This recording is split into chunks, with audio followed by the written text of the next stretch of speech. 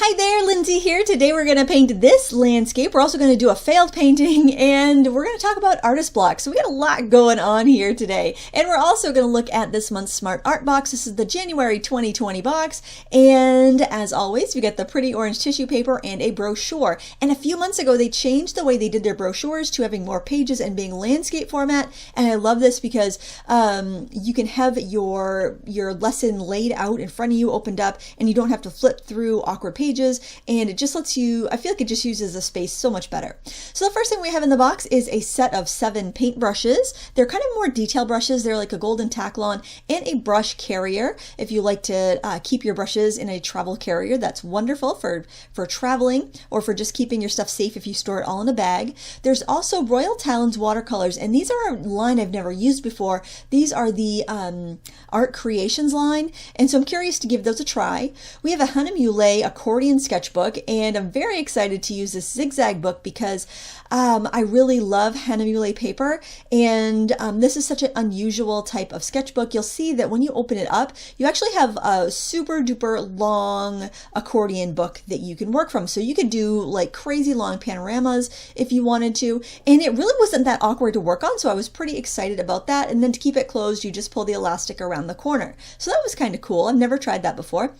And also a set of 12 watercolor pencils by Bruynzeel, and I've never used that line of watercolor pencils. I tried their colored pencils in a previous Smart Art box and I really enjoyed them. And there's also a piece of candy. They've started putting candy and stickers in their boxes lately, so usually I give them to my kids, but I looked that one up and it's vegan, so I decided I would have it. And of course a little sticker, which is really cute. And every sticker is different, so you could collect them if you want to do that. Now I started off by just putting dabs of the watercolor onto this ceramic palette. My husband got me this for Christmas and I've wanted it for quite a while, so I was pretty excited to use it. And the reason I'm putting this in a temporary palette like this is because I oftentimes don't want to fill half pans and then keep a palette dedicated to a new line of paint until I know I like it. Let me know if you'd like a review of this paint in the comments below, and if you guys are interested, I would be more than happy to do a review. I'd want to let it dry, make sure it doesn't crack, and see how it re-wets and stuff. So let me know if you're interested in that in the comments below. So after I've got all my colors put out, I decided to open up my sketchbook and start painting. I decided I'd do my sketch with the watercolor pencils since they came in the kit, and I really wanted to try to just use the supplies that came in the kit other than the palette that I put my watercolors on. You can also use the lid of the colored pencil case as a palette if you don't have a ceramic plate to use. I will warn you though, those brand new enamel lids there tend to bead up, so it might be a little difficult to see your mixes, so a glass plate from your kitchen would be just fine for this. I just sketched on a row of kind of changing huts on a beach because it's winter and I so much would rather it be summer, so I thought I would just kind of do a beachy scene like that. And to be honest, I was having a really difficult time figuring out what I wanted to paint. I decided I would take a little time off after Christmas, and I thought I would be so recharged. I was having a really hard time getting inspired and thinking up new things before Christmas, but I just kind of had to get through the busy season, and I thought I would be all refreshed and ready to go. And honestly, I have not felt the muse come back yet. I feel so out of practice, and I feel like everything I've tried to create has just been complete garbage. I don't know if you ever get like that, but I've been feeling that a lot these last couple of days as I've tried to go back to work. I've had a lot of videos. I've actually filmed some videos. I just decided they're garbage and they're not going to be posted. And that's such a bummer because you have in your mind these things you want to create. And when reality doesn't work the way you want it to, it's just so frustrating. And I was getting really frustrated with this painting here. The sky, I wanted it to be a little bit of more of like a phthalo blue color, but there was no phthalo blue. So I was using the ultramarine blue and a little bit of the green that came with the kit, and it just wasn't quite right. And I added in some Payne's Gray to get the sky looking a little more natural and the water looking a little bit more natural, but I was just really struggling. I did like how these paints worked in a really watered down wet and wet fashion, so I thought, well, let's just keep going with that and seeing if I can salvage it, because at this point I thought that was all right. I mean, it looks like a beach, and I was just hoping that I would be able to, you know, paint those beach huts and it would look good and I'd feel good about it, but alas, that's not what transpired. The reason I wanted to show you this is because hey, maybe it won't look as bad as I thought it did. Or maybe, you know, hey, it does look bad, but you get to see that everybody makes bad pancakes. You know, when you're making pancakes and you put your first dollops of batter on the griddle, they burn, they're awful, they're gross. You know, you throw them away and then you go and make your real pancakes. And that's how art is sometimes. It's like bad pancakes. You know, you'll throw down those splashes of paint, you know, do some drawing, it just doesn't, you know, turn out, and well, you turn the page and you work again. At this point, I'm still thinking I probably salvaged this, but I think also I think my heart really wasn't in this painting. I was kind of desperate when I was trying to find a subject to paint, and whenever I'm approaching it like that, like I really want to paint something, this is gonna be good, I haven't painted in days, and I feel like my skills are slipping, I gotta practice, and then, you know, you just pick anything, and then you're just like, oh, this isn't going well. To get some detail and some darker colors, I did pick up the watercolor pencils and I drew directly into the wet paint to give the hint of the painted siding boards of these little shacks, these little cabanas, and they work pretty well. So I did want to tell you that because it's a nice little tip if you're using watercolor pencils. I like these watercolor pencils quite a bit.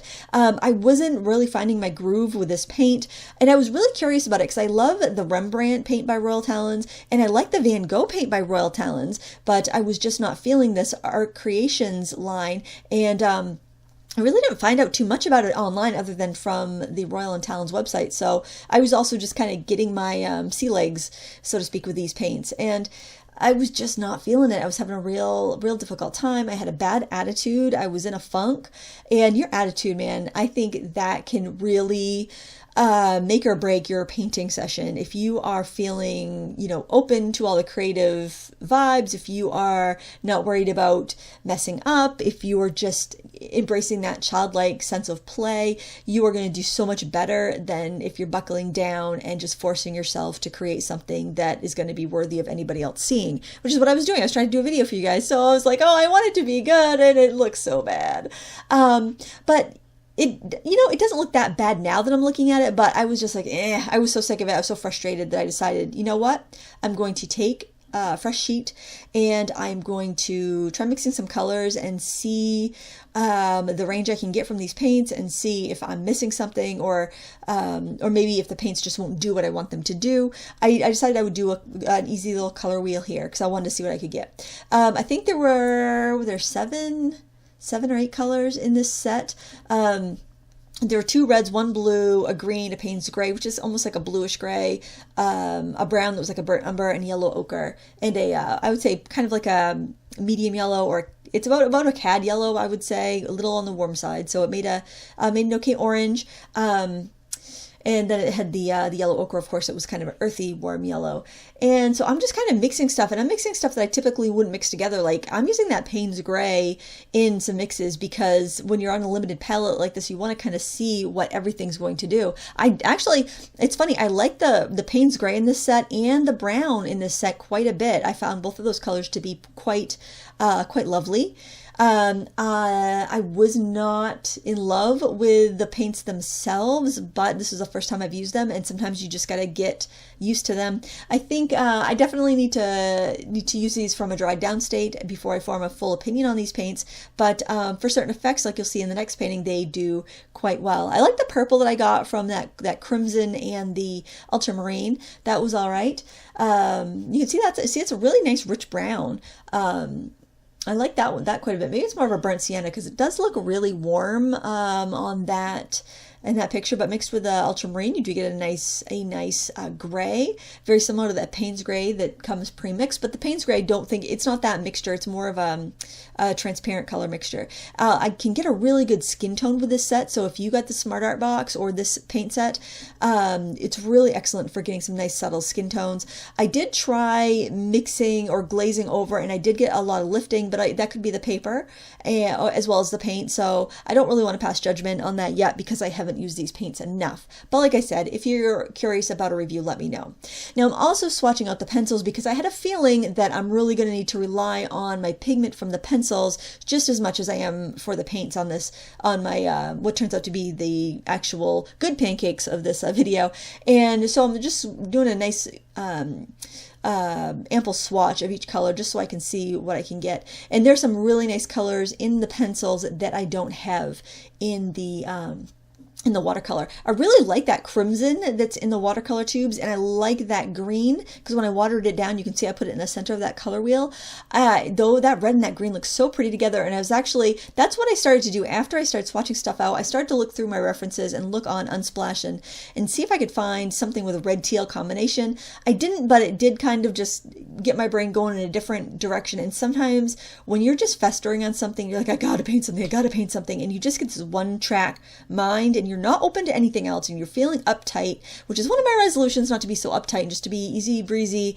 Let it go, Lindsay. That should be my mantra. Let it go, Lindsay, instead of festering, getting so wound up over things, because I am so, it annoys me. It's the worst trait. My worst personality trait is how I just do not let things go. I just like fester on stuff. It drives me nuts. So I'm trying not to do that. I'm trying to be a more easygoing, carefree person in the new year. I'm trying, man. How are you guys? You guys carefree? Are you uptight? Let me know in the comments below. I'd love to know. I should do a poll. Are you team uptight or are you team carefree?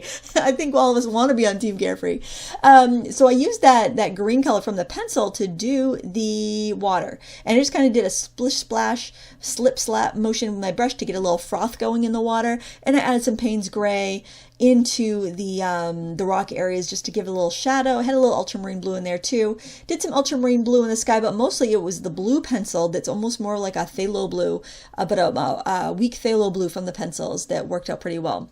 I'm using both the pencils as pans of paint by just wetting my brush and gliding it across the tip of the brush, as well as mixing it with the watercolor. I'm using my lid for mixing area because that little flower palette is really small. I don't have a lot of places to mix, so I was just kind of using what was right in front of me. Now this is just a white crayon. I got it from Top Flight Stamps last year for a stamping project actually, but it was handy and I used that to do some birch tree trunks in the scene because I didn't want to be fussing with this too much. I just wanted to kind of play with what was mostly in the kit. So obviously that crayon's not in the kit, so just use a candle or a white crayon or a clear crayon, anything like that, a hunk of wax, canning wax, anything like that is going to be fine for doing that. You just reserve that white area. And then I just started basically color blocking. I blocked in some lighter trees, I blocked in some darker trees, I blocked in some shadows, and I used, I think I used every color. I think I used every color that came in the tubes, and I think I used probably 5 or 6 of the pencils. So, when you are on a limited, when you have limited paints from like one line, go to the other, go to your other mediums, mix them together.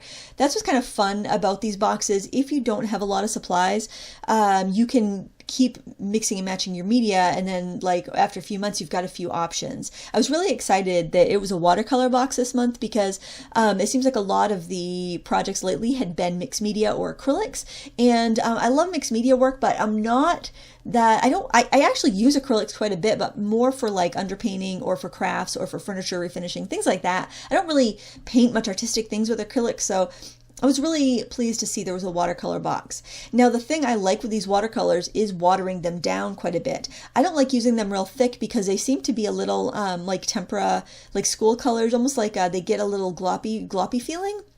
But when you water them down, they do move pretty well, and they do give you that really sheer, lovely, delicate watercolor feeling that we all love for watercolors. At least I do. And I do have to admit, I fell back on a very comfortable trope of mine, which is doing rocks. I love to paint rocks. I have I have like 3 or 4 different rock painting tutorials in my landscape course if you want to check that out.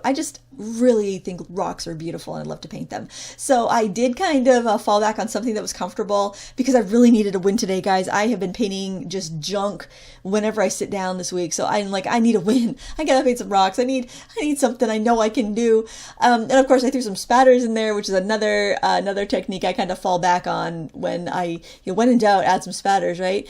So yeah, it's not my best painting, but I really like working on this book. It laid flat really well. I thought it might be a cumbersome, like it might flop open and be difficult to work on, but it wasn't. You might want a drawing board underneath your sketchbook if you're working outside and painting in plein air. That's another reason I wanted to do paintings that would be similar to what you would paint outdoors, because I figured that's probably what you would be using this sketchbook for. I'm excited to use the sketchbook some more. That's going to go right in my painting bag, and I really like the paper and everything. I'm a big fan of the Hahnemule papers anyway for pastel and for watercolor, so that was a nice treat because I hadn't used this one. But I finished up with some fairly thick Payne's Gray details, and that color did well in a thicker application. I think that it seems like the Payne's Gray and the burnt umber or burnt sienna, whatever that brown is, seem to be a better quality than the other ones in the line. But then again, it's just my first impressions of this. It's not a review. In the end, I thought the painting turned out all right. I wasn't that upset with it, especially when I could throw in these darker details where I used Payne's Gray and burnt umber to get some kind of dark lines. And I made a beautiful moss, actually, that bright green that's kind of horrid. I think those bright greens are so horrid that they come pre-mixed. That mixed with the burnt umber, though, was really pretty. It made a really soft mossy color that was really natural looking. So, if you got a limited set of paints, you're not sure about them, just mix them up in any combination you can think of and see what you can get, because that's how you become a better painter. That's how you become better at mixing. And even if you don't end up loving a certain line of paints, you can still learn. Definitely this would be good for learning, and I hope you give it a try and maybe paint a landscape or paint what's in the brochure, because there's a couple lessons in there that you could enjoy. I want to thank you so much for watching today. I will link that landscape course down below if you want to learn more about landscape painting. Thank you so much for watching. Until next time, happy creating!